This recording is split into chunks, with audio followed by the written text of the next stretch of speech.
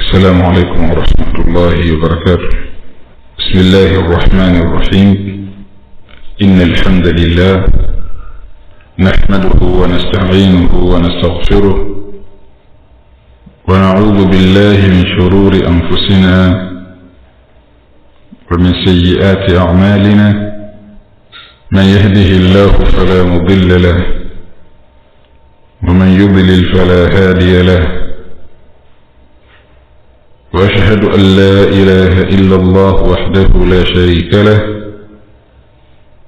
وأشهد أن محمدا عبده ورسوله صلى الله عليه وعلى آله وأصحابه وسلم ومن تبعهم بإحسان إلى يوم الدين. أما بعد. بعدكم حميد الله سبحانه وتعالى kumtakia ziada ya sala na salam mtume wetu Muhammad sallallahu alayhi wasallam. Leo hii Lailatul Ahad, usiku wa kuamkia Jumapili ya tarehe 6 ya mwezi wa Muharram mwaka 1448 sawa na tarehe 21 ya mwezi wa 6 mwaka 2026. Tunaanza rasmi majalisi zetu ambazo hazitapungua 10, kwa maana zitakuwa 10 na kuendelea. Zinaweza zikafika 12 au 13, lakini hazitozidi 15. Vikao hivi tumevipatia anwani inayosema jaraimu mansiya, uhalifu uliosahaulika. Malengo ya kuweka majalisi hizi ni kuelezea kifo cha mjukuu wa Mtume Muhammad sallallahu alayhi wasallam, Al-Husayn bin Ali bin Abi Talib. Tumesema ni uhalifu ulisahaulika kwa sababu wale wahusika wakuu kabisa wa mauaji haya tayari wamesahaulika katika jamii ya Waislamu, na kwa maana si jambo la bahati mbaya. Hapana, ni jambo la makusudi kabisa ambalo wamedhamiria kwa miaka mingi kuhakikisha kwamba watu wasifahamu uhalisia wa tukio hili la kuuawa kwa mjukuu wa Mtume Muhammad sallallahu alaihi wasallam. Kwa huu ni uhalifu, kwa maana ni makosa makubwa sana wanayofanya, na wao wenyewe wanakiri ya kwamba ndio wahusika wa hili jambo, lakini wanajitahidi kufanya kila aina njia jamii isifahamu. Kwa hiyo sisi ni wajibu wetu, baada ya kufahamu uhalifu huo, basi kuelezea katika jamii. Suala la mtu kuelewa, hakuelewa, amekubali, hajakubali, ameamini, hakuamini, sisi hilo halituhusu wala halipo katika mamlaka yetu. Wajibu wetu sisi ni kueleza kwa ilmu na kwa haki, bila kuvuka mipaka wala bila kufanya dhulma wala kufanya uzembe. Lakini mtu anaweza kujiuliza, na mara kwa mara huwa tunakariri hili jambo, kwamba kwa nini hizi majalisi huwa tunaziweka katika mwezi huu wa Muharram peke yake? Miezi kama vile ya Ramadhan kuna matukio yalitokea. Mfano, katika mwezi mtukufu wa Ramadhan aliuawa Ali bin Abi Talib radhiallahu ta'ala anhu kwa dhulma. Aliuawa Uthman ibn Affan kwa dhulma. Aliuawa Umar ibn al-Khattab radhiallahu ta'ala anhu kwa dhulma. kwa nini hatuweki majalis kuelezea kifo cha Umar na kuelezea kifo cha Uthman wala kifo cha Ali? Kwa nini Husaini peke yake?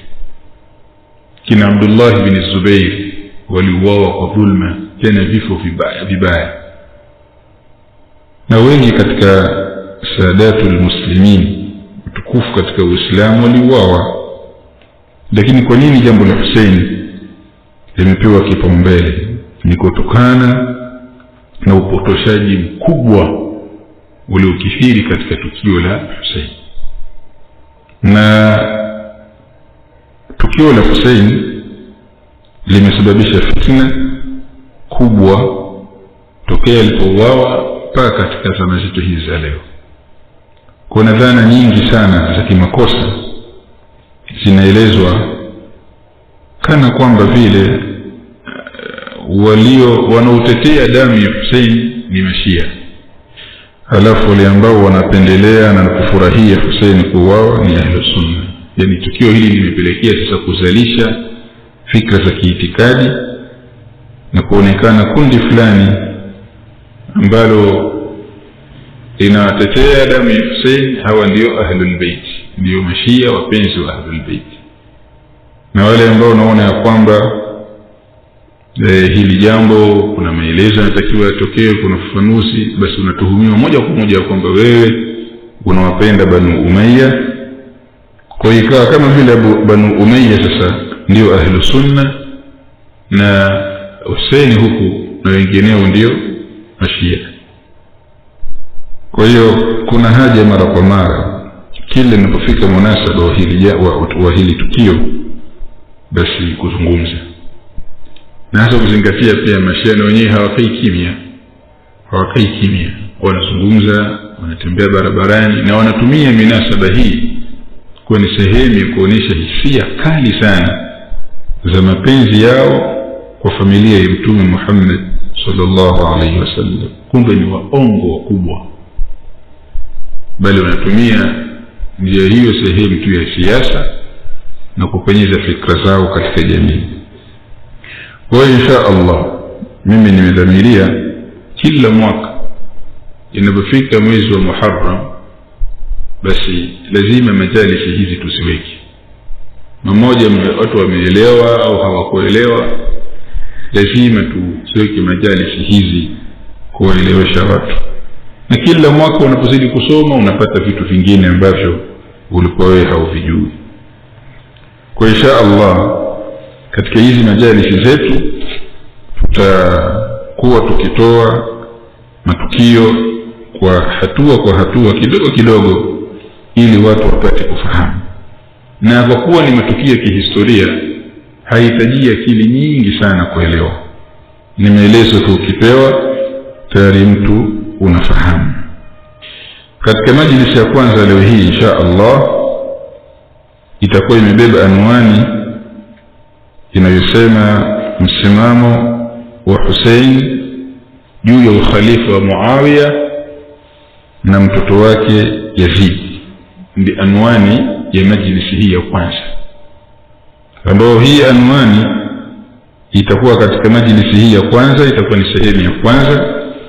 Na vile vile katika majlisi ya pili tutaendelea na anwani hii, ni upi msimamo wa Hussein ibn Ali juu ya ukhalifa wa Muawiya na mtoto wake Yazid ibn Muawiya. Nitaelezea kwa nini tumeanza na anwani hii kabla kuanza kuelezea kifo cha Hussein, kwa nini tumeanza kuelezea anwani hii. Lakini kabla sijaingia katika maudhui, nimependelea kutanguliza mambo manne. Haya hayafungamani moja kwa moja na tukio hili la kuuawa kwa mjukuu wa Mtume, lakini linafungamana na maudhui tuliyokuwa nayo ya kuzungumza ushia. Miezi kadhaa iliyopita nilitangaza hapa msikitini ya kwamba kila mwezi insha Allah tutatenga siku 3 kwa ajili ya kuweka darasa maalum ya kuzungumza ushia. Tukafanya hivyo nadhani ilikuwa katika mwezi wa Dhulqaada, tukaelezea ni nini maana ya Shia katika lugha ya Kiarabu. Katika mwezi wa Dhulhijja hatukuweka majlis, hatukuweka darsa, na katika mwezi huu wa Muharram pia hapatakuwa na darsa hiyo. Inshallah darsa hiyo tutaendelea nayo baada ya mwezi huu wa Muharram. Sasa inapofika kipindi kama hiki, vijana, mashekhi, walimu, maustadhi wanatoa juhudi kwenye kubainisha hili jambo na kuwasema vibaya Mashia. Ni jambo zuri sana ambalo linatakiwa lipongezwe na litiwe nguvu. Hivi sasa ukifungua katika mitandao mbalimbali utasikia mihadhara inawekwa, nadwa zinawekwa, hutuba za Ijumaa zinatolewa kubainisha suala la upotofu wa Mashia na tukio hili la kuuawa kwa mjukuu wa Mtume sallallahu alaihi wasallam. Lakini mimi kwa kufuatilia na kuwasikiliza baadhi ya walimu, baadhi ya mashekhe wanapolizungumza hili jambo la Mashia, nahisi kama vile kuna udhaifu upo ambao kuna haja ya kubainisha, si kwa lengo la kuwatweza au kuwakosoa, katika lengo la kutilia nguvu na kuboresha. Jambo la kwanza, hili pia huwa ninalizungumza sana. Kisikiliza vijana wengi wa ahli sunna salafiyun wanaozungumza Mashia, ukisikiliza kwa yule ambaye ni mfuatiliaji, utagundua ya kwamba wengi wao wanaozungumza Ushia kupitia vitabu vilivyoandikwa na wanaochuoni wa ahli sunna wakiwazungumza Mashia. Utaligundua hilo. Ni maelezo mtu anapoyatoa na gundua huyu anauzungumza Ushia kupitia vitabu vilivyoandikwa na wanaochuoni wa ahli sunna wakiwazungumza Mashia. Ni kama vile wewe utakaozungumza utablighi, utakaozungumza uibadi, alafu unakaa unamsikiliza wanaochuoni au shekhi au dai wa ahli sunna akizungumza uibadi, alafu wewe unachukua maelezo yale unakwenda kuwazungumza maibadi. Kama ni ibadi yupo au tablighi yupo aliyesoma, akikusikiliza anajua huyu ni copy na kupesti. Kwa hiyo ana uwezo wa kushika mahala fulani akakutikisa kidogo ukapoteza mwelekeo. Kilichokuwa sawa sawa kwa yule ambaye anaamua sasa kuwazungumza Mashia, ajitahidi sana kusoma vitabu vyao Mashia wenyewe na kutumia vitabu vya ahli sunna vilivyozungumza Mashia kama vile muongozo wa kutaka kujua tu namna kujibu zile hoja na kuzibu zile shubha. Lakini ukitaka kujua itikadi ya Khomeini au itikadi ya Ali Khamenei, kaandika vitabu. Khomeini ameandika vitabu vyake kwa lugha ya Kifursi na kwa lugha ya Kiarabu. Khamenei ameandika vitabu vyake kwa lugha ya Kifursi na kwa lugha ya Kiarabu. Kutaka kujua hawa itikadi yao ni ipi, soma vitabu vyao wao wenyewe, namna wanavyowazungumza, wanavyojielezea ule ushia wao. Lakini ukinisikiliza mimi alafu ukatosheka na maelezo yangu mimi na ukaniamini kwa 100%, basi uko uwezekano huko mbele ukaja ukakwama. Hii si kwa nyinyi watu wa kawaida, sawa? Hii ninaelekeza kwamba kwa mtu ambaye sasa na yeye ameamua kusimama mbele za watu, anataka awabainishe Mashia na upotovu wao, anatakiwa asome zaidi vitabu vyao. Hilo ni jambo la kwanza. Kwa hiyo tunapongeza jitihada zinazotolewa na vijana katika kubainisha upotofu wa Mashia. Lakini ukisikiliza ile mihadhara na ukisikiliza khutba na ukisikiliza darsa, unasema kama anatokea Shia pale mmoja ambaye amesoma kidogo, akiingiza shubha moja tu, basi hapa tupatikana majibu. Tumeelewana jamani? Jambo la pili, kuna kadhia ya kuuawa kwa mjukuu Mtume Muhammad sallallahu alayhi wasallam. Kwa wale vijana ambao ni tulabu ilmi, wanasoma na wanafuatilia mambo kwenye vitabu, miongoni mwa vitabu ambavyo mimi nilibahatika kuvisoma zaidi ya miaka 5, kitabu mimi nimekaza kukisoma, nakumbuka ilikuwa ni 2020 au 2021, niko nacho, kinaitwa Mawaqifu al-Mu'arada fi ahdi Yazid bin Muawiya, kimeandikwa na Dr. Muhammad bin Abdul Hadi al-Shaybani. Huyu bwana amefanya bahthi kaelezea utawala wa Yazid bin Muawiya.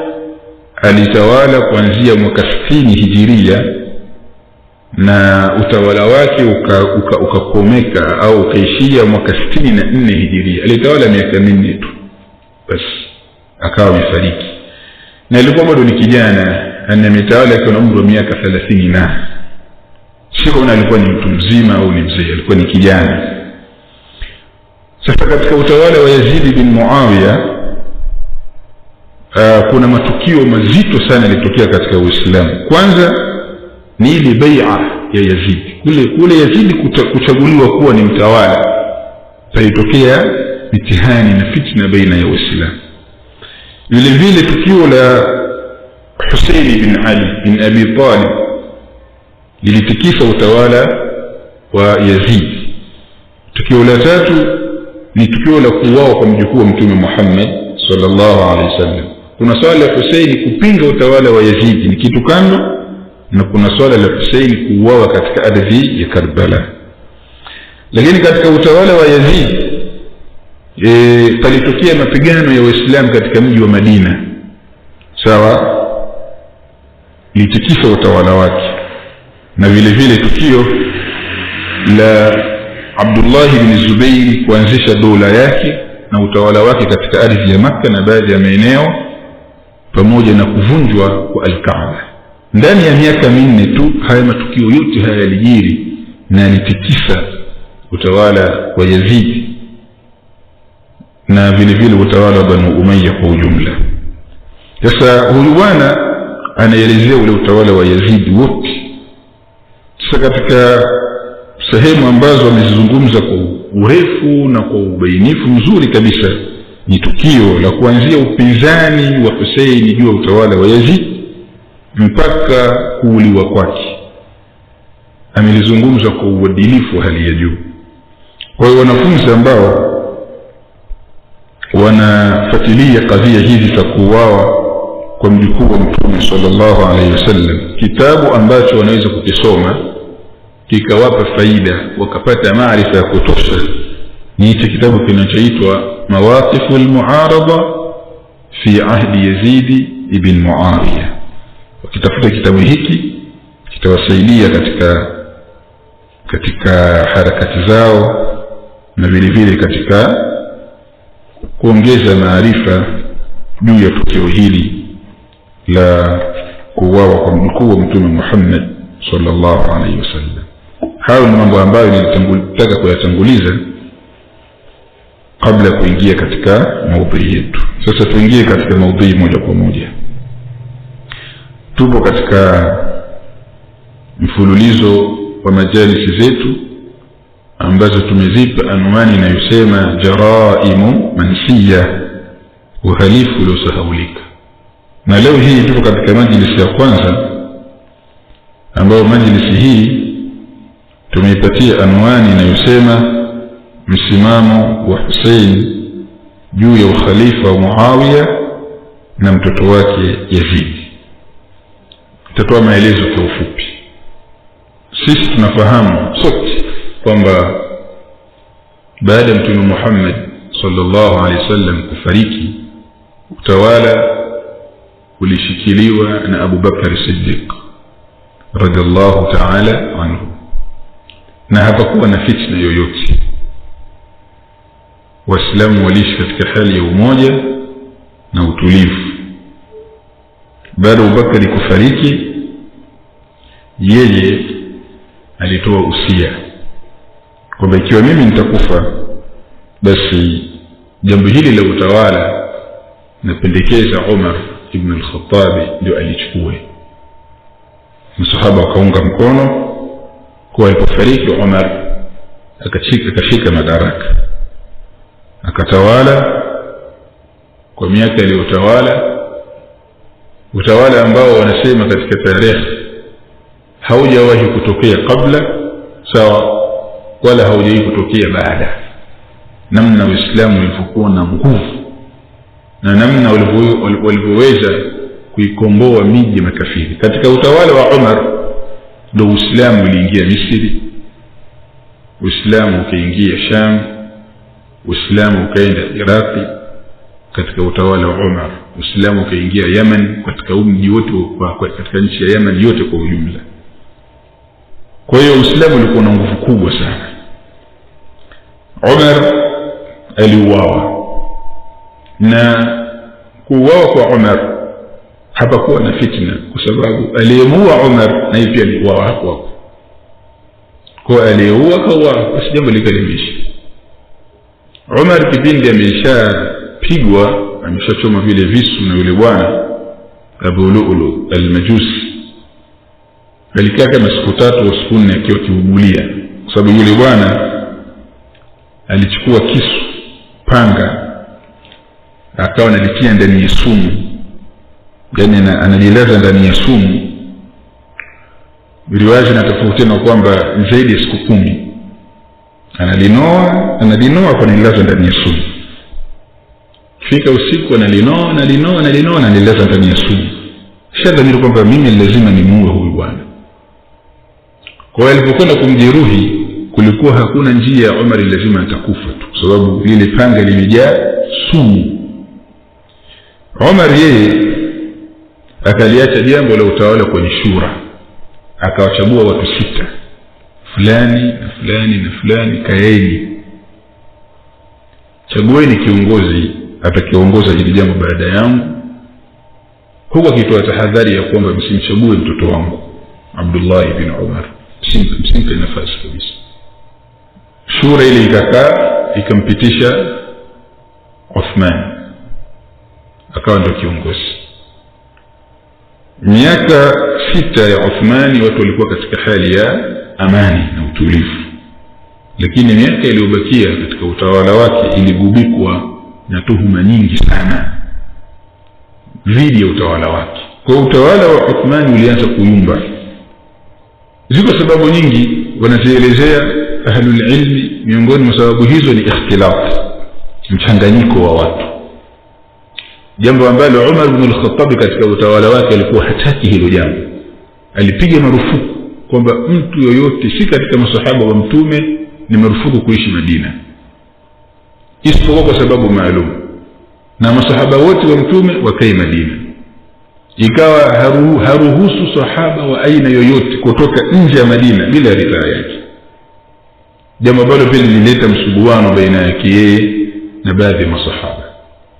Ilikuwa Umar ikituma vikosi kwenda kukomboa miji, wakipatikana watumwa anawaambia wasilimisheni hao watumwa, anawapelekea mtu awasomeshe dini, wasiwalete Madina, kwa sababu yeye alikuwa anaona ya kwamba ule mji wa Madina kuingiliwa na watu ambao hawakuishi na mtume utakuja kuharibu ule mji.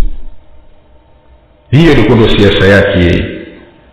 Sasa katika utawala wa Uthman bin Affan mchanganyiko ulikuwa ni mwingi, watu ambao hawakuishi na mtume, hawakukaa na mtume, ikawa wanachanganyikana kwa sehemu kubwa, na jambo lilikuwa haliwezi kuzuilika tena sababu futuhati zimeshakuwa ni nyingi. Waliomuua Uthmani ni Waislamu wenyewe. Fitna zilitengenezwa, zikaenda mpaka likatokea kundi likaenda katika mji wa Madina na likamuua na Uthman. Kwa Uthman alipouawa ndio hali sasa baina ya Waislamu ikaanza kubadilika. Kwa sababu gani? Kwa sababu waliomuua Uthmani ni Waislamu wenyewe. Baada ya Uthmani kuuawa, wale watu waliokuwa Madina pale wakakaa shura, wakampitisha Ali kwa nani, kwa kiongozi. Na hapa ndio hali ikaanza kubadilika sasa, kwa sababu wale waliomuua Uthmani walikuwa wanajulikana ni fulani na fulani na fulani. Kwa wale Banu Umayya sasa wakiongozwa na Muawiya, wao wakamwambia Ali, tunaomba waliomuua Uthmani wakamatwe na wenyewe wauawe. Ali akawa anaona ya kwamba kutoa bai'a kwanza, wakili kwamba yeye ni kiongozi, ni jambo la kwanza zaidi kuliko kuwakamata waliomuua Uthmani na yeye kuwaua. Mvutano ukaenda mpaka ikafikia hatua ikatokea mapigano baina ya Uislamu kwa Uislamu. Mapigano yale yalipelekea baadhi ya masahaba kufariki, na Allah kajalia wakatokea watu wawili, Abdullah bin Amr ibn al-As na Abu Musa al-Ash'ari, wakakaa kwa ajili ya kutengeneza sulhu.